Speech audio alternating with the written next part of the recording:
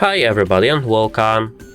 Today I have an iOS phone and I'm going to show you how to install Opera GX on this phone.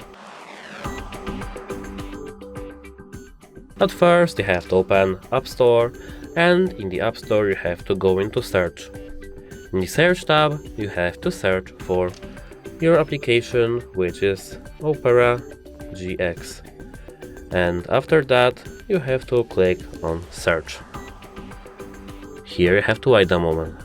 Now, as you can see, Opera GX. You have to now click Get. Double click to install. Check your Face ID.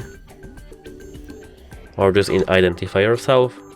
And as you can see, our application is now installing. And now it's installed. That's it. Hope it helps you. Goodbye.